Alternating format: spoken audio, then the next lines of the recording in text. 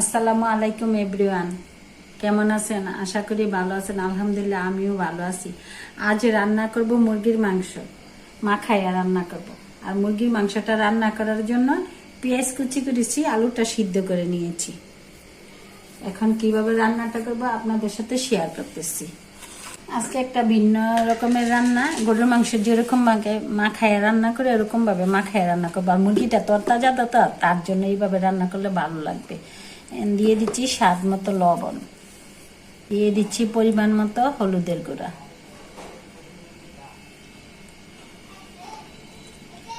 দিয়ে দিচ্ছি পরিমাণ মতো মরিচের গুঁড়া, দিয়ে দিচ্ছি পরিমাণ মতো জিরার গুঁড়া, দিয়ে দিচ্ছি পরিমাণ মতো ধনিয়ার গুঁড়া,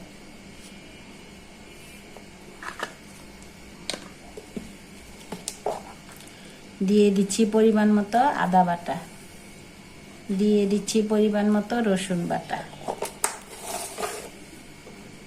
এখন হালকা একটু তেল দিয়ে মাখাইয়া নিতেছি।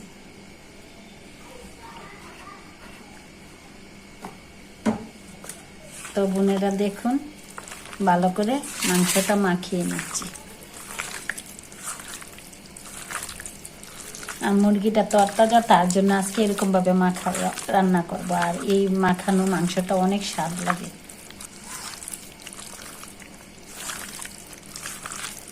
আর এইভাবে মাখাইলে মশলাটা ভিতরে ঢুকে সেই রকম স্বাদ লাগে।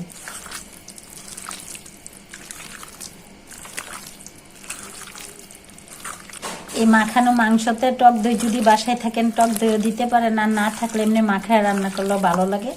এই যে দেখুন বোনেরা, মাংসটা যখন মাখাচ্ছি মনে হইতেছে যেন প্রায় রান্না হয়ে গেছে। দেখেন, দেখতো মাশাল্লাহ কালারটা কি সুন্দর, আর সুন্দর একটা সেন্ট আসে এই মাখাই এরকম ভাবে তরচাদা মাংস রান্না করলে অনেক ভালো লাগে। এই যে দেখুন কালারটা কি সুন্দর। তেলটা চুলায় বসিয়ে দিলাম। এখন বোনেরা এলাচি দারচিনি গুলো তেলের মধ্যে দিয়ে দিচ্ছি।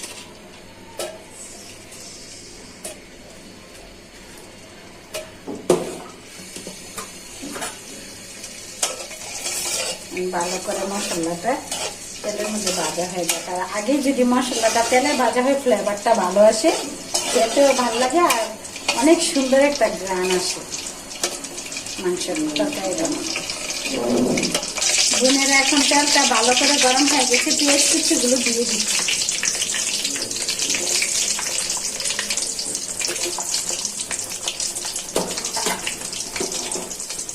চুলার আঁচটা একটু বাড়িয়ে দেই, পেঁয়াজটা ভালো করে ভাজা হয়ে যায়।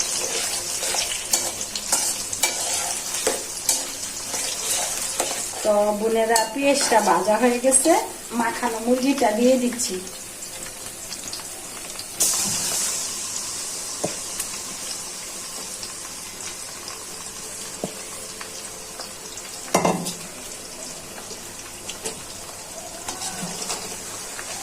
মুরগিটা মনে করো মাখায়া আধা ঘন্টা 1 ঘন্টা যদি রেস্টে রেখে দেওয়া হয়, মনে হয় যেন অর্ধেক সিদ্ধ হয়ে যায়।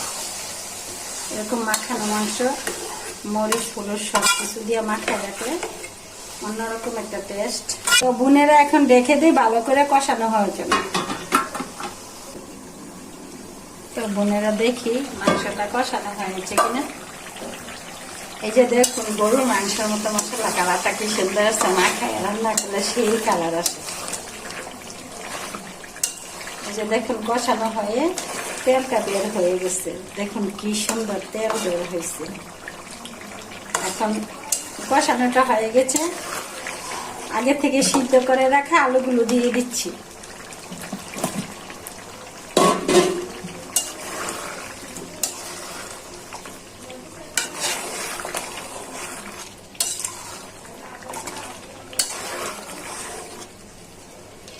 এখন ঝোল দিয়ে দিচ্ছি। মাংসটা কষানো হয়ে গেছে, আলুগুলো দিয়ে দিচ্ছি। এখন সাথে দিয়ে দিচ্ছি ঝোল।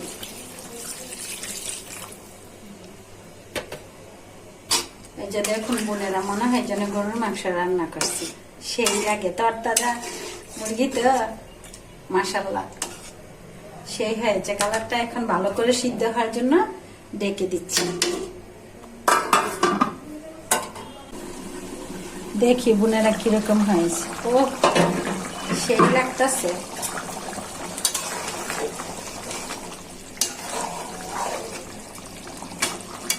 দেখি মাংসটা কিরকম সিদ্ধ হয়েছে। ও একবারে নরম তুলতুলে হয়েছে। চেটে দেখি। মাশাআল্লাহ, সেই স্বাদ, সেই গন্ধ, গরুর মাংসকে হার মানিয়ে ফেললো মাখানো মুরগির মাংসটা। তো বোনেরা ভালো থাকবেন, সুস্থ থাকবেন, আমার ভিডিওগুলো বেশি বেশি দেখবেন, লাইক করবেন, কমেন্ট করবেন, আমার পাশে থেকে সাপোর্ট করবেন। আল্লাহ হাফেজ।